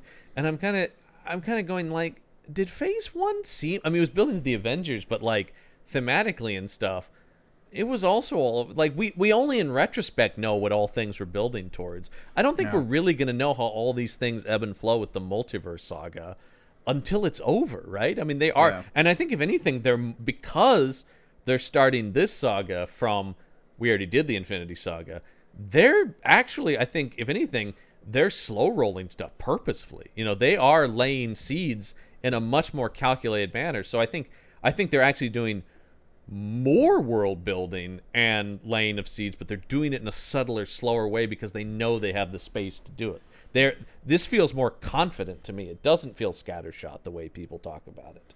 Right. I mean, I think Wakanda Forever is a perfect example of that because there is so much groundwork being laid in terms of how other governments are trying to react to a superpowered nation like Wakanda, and how the hidden like superpowered nations that have tried to remain that way, like Talokan, are also reacting to the world getting bigger and wilder and more dramatic. And so we have this continued evolution of forces coming to bear on the world as it gets wilder and wilder, to the point where something I've consistently said is I love the fact that we're at a point in the MCU where we can settle in and it can feel comic booky, and like Yes. the wild ways in which things just exist out in the world can continue to percolate and build into stories, but can also just, in an episode of She-Hulk, we can have the Immortal Man divorce proceedings and Yes. Well, Mr. Immortal. Yes. And I do love when everybody's like, dude, this is an insult to Mr. Immortal. I'm like, you don't fucking care about Mr. Immortal. And also, in the Dan Slott, I love Dan Slott for going, dude, nobody's read more She-Hulk than me. And let me tell you, this is actually, you can not like it, but you can't say it's not comic accurate. But like, no, that Mr. Immortal stuff is in the comic. Maybe it's not in the ones you've read, but it is sort of this thing where it's like, I always just love, though, when everybody's like, all of a sudden, some side character's like, the most beloved Marvel character. It's like, you didn't give a shit about Mr. Immortal yesterday. You haven't thought about him once ever. But all of a sudden, hey, he's everybody's favorite character. Suddenly everybody fucking loves Leapfrog. Exactly. I do. People going like, this isn't Leapfrog in the comics. I'm like, nobody gives a shit about Leapfrog. And I know there are fans of Leapfrog out there, so anyway, to kind of wrap this up, because we gotta bring this in for a landing here. I think this is really good. It lays a lot of foundations for stuff. It's clearly what I think really works about it is, and I've seen some of the critics go, well, this is just, and this I see about a lot of the Marvel movies now, this is just setting up the next movie. And it definitely is setting up the next big things. But I do think that's ignoring where it really lands a lot of the arcs of the Ant-Man characters. I think this is a good third Ant-Man movie. Still, that's in there. And I think, similar to what we were talking about James Gunn, Peyton Reed has been directing all of these Ant-Man movies. There is a singular hand behind this. Something that struck me so hard, and it's weird that this is the character that triggers it, because I think the breakout, like, ha-ha character in this movie is MODOK, unquestionably. Oh, sure, yeah, everybody. Corey Stoll is just now doing press. Yeah. Because they've sort of let it slide, and there's a lot of people talking about, like, scene stealer Corey Stoll, you know. But the shot we get of Cassie reacting to MODOK and suddenly getting those flashbacks to Ant-Man 1 of, no, this is also the guy that invaded her childhood home and maybe caused the root of whatever trauma she's still processing. Well, I like that of word. This monster that came out of her closet. Well, it leads to this whole thing that I like about, and it's a one line in Endgame that has actually splintered a lot to me, and it's Don Cheadle when he says, "Hey, we're all about that superhero life," and it's sort of like, yeah, what is this superhero life? And the tendrils, it sort of splinters out, and there's a moment in this when he says, "Can't you? I just want you to have a normal life, Cassie," and she says, "Dad, a guy dressed as a bee came into my room when I was 6 and tried to murder me. My life is never going to be normal." And it's both small and big, like you're talking about, because of the events, these massive events that are affecting people on large and small scales. This is a fundamentally different world. The Marvel universe is different than our universe because it is radically changed. Seemingly up to a point, things were normal, basically, right? Now, Iron Man kind of a turning point. Little things, World War II, stuff in the shadows, but like from Iron Man on, the world is forever changed. I think it's the Avengers, right? The Avengers is when the portal opens up in the sky and suddenly the world is different because aliens invaded New York. And it's getting to something you and I have talked about a lot, which we've always liked about the Marvel Universe, which is just people live here. Like, there are just people who live here, and you're trying to get to work, and you're like, 8th Avenue is closed because Spider-Man is thrown down with a rhino, Mole Man came out of Times Square today, and so traffic is totally fucked in Manhattan. There's that kind of thing, right? That it is just sort of like, and they're doing more and more of that. I think the blip was one of the big ones, because obviously that was mass trauma for the world. Yeah. And so I feel like the world is getting bigger, deeper, more real to me all the time. So this idea that it's all just like blah, blah, whatever, like it's all the same thing. I just don't know how you can look at all the creativity and artistry that went into this movie and go, yeah, same old shit. Right. I'm sorry, like, it's just not true. How do you see the plethora of characters we got in the quantum realm, and who knows how many hours went into the design and the animation of each of those little dudes? All the cool, like, biological functions of the ships and stuff like that. Everything. I love the thing about, like, your buildings are alive. Oh, my God, are yours dead? Really made me laugh. And, like, there's that kind of stuff where you're going, like, it's all the thought, man, the creativity. And it bums me out then when people just go, like, oh, soulless corporate bullshit. William really Jackson Harper was a standout here of, like, the psychic guy. Loved him. Number one, that guy's a star, man. That guy's amazing. Yeah, we love him. If people haven't seen The Resort on Peacock, holy shit, such a cool sci-fi show. We talked a couple years back about the movie Palm Springs. The guys who made this show, The Resort, very similar, like character drama with some sci-fi coloring to it. Really good. I even liked Caddy M. O'Brien as Gentora, kind of. I thought she was great. The rebel leader in this. She was definitely like a Jarella stand-in. Sure. But she did a lot to ground the idea that people live here, right? It's like, we lost everything, man. Like, Kang's no fucking joke to us, all right? We live under tyranny. Right. And you just popped in here all of a sudden and go, oh, we got to stop this guy. It's like, we've been trying, man. Like, she's hardened by this world. So, so we're big fans of Ant-Man Quantumania. I think, I know. It's always one of those things, like, we see all these negative reviews and it's just like, are we the insane ones, or are they the ones who have this, like, strange, like you say, is it trendy to hate on these movies? And is that, like, obviously they're not saying, like, well, I know it's cool to hate on these movies, so that's why I'm going to No. They have their own genuine opinions, so it's just weird to parse that with our own fandom. It kind of goes into this anti-corporate thing, and I get it, man. I'm as left-wing corporate bullshit guy, too. But, like, I don't... Here's the thing. Disney pays for these movies. And they're a giant conglomeration, and I'm not crazy about the way they do business. But people like Kevin Feige, people like Peyton Reed, people like these actors are doing this out of love. I never get the feeling, and say what you will. Well, and huge paychecks, but it's like, I don't think a Kevin Feige puts this amount of work and effort into this.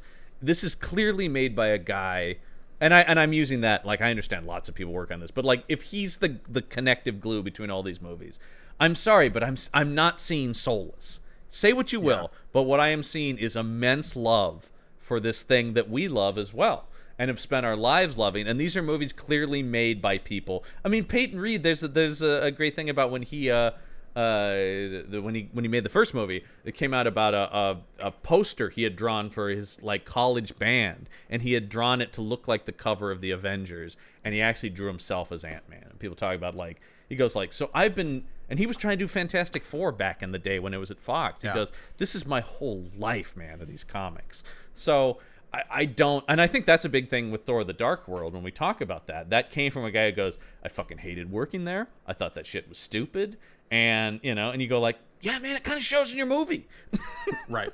But then you see, like, the Russo brothers doing their thing on Infinity War and Endgame. James it's such Gunn, a triumph. Taika. James Gunn, 100%. All these are people whether who love whether or this not shit. you are vibing with that particular filmmaker and their storytelling style, that's a matter of personal choice. That's fine. But this, once again, it's sincerity, it's love. These are movies made from passion, not from like, gotta churn more of this shit out. If you watch the original Suicide Squad movie, that seems like an exercise in brand management. You watch James Gunn's The Suicide Squad, and that is a movie made by a guy who loves what he's doing and is going to twist it with his own sensibilities. And that's the big thing about James Gunn at DC, and I'll leave it at this, which is a lot of people are going like, oh no, James Gunn at DC. I'm like, I have no doubt James Gunn will make awesome DC movies. The question is, will Warner Brothers let him? My concern is about Warner Brothers, not about James Gunn. I know James Gunn lives and breathes this shit because every time that guy talks, I'm like, oh, he sounds like me, and he lives for this, man. But it is sort of a thing about will Zaslav, I'll call him out, let him do all the stuff he wants to do? Will he let him make multiple Suicide Squads and I don't mean movies exactly like that, but movies with that sort of earnest love for the craziest parts of this universe. I mean, the fact he's doing Creature Commandos is... I'm sorry. The minute they announced The Authority, I was like, okay, I guess we're doing this if we're going to lean into that. If we're going straight into the Wildstorm, then let's do it. Yeah, man. I love The Authority, so I can't wait for that. All right, well, so those are our opinions about Ant-Man and the Wasp and some other stuff going on in pop culture this week. We'll be back next week with a new May the Panel Be With You, continuing the next arc of Han Solo and his Magnificent Seven, or that's kind of what it is. I mean, it's a lot of things, but yes, we are beyond the movies. We are beyond the galaxy. We are now in the new era of let's make a Star Wars story, but the only thing we have to reference is the first movie. And next month we'll be talking about 2 movies for our March episode. Aforementioned John Wick Chapter 4 and a little movie called Dungeons and Dragons: Honor Among Thieves. You don't say, John. Something you might have opinions about, but I might have opinions. But make sure you like and subscribe on whatever podcatching software you're using. Like, subscribe, hit that bell for notifications. Let us know in the comments below your thoughts on Ant-Man and the Wasp: Quantumania, or any of the trailers we talked about. We'd love to hear what you guys are thinking. Or if you have recommendations about stuff we should check out in the coming months so that we might talk about it in the future, leave it in the comments below. Absolutely. But that is going to do... Of course, you go to our Patreon page also, which the link is below. But give money. We give content. Good trade. There's more... Oh, we speak real good. But that's going to do it for this month's Panel Up episode. I'm John Campbell. And I will always be Mike Gergoni. Till next month, we're going to panel down.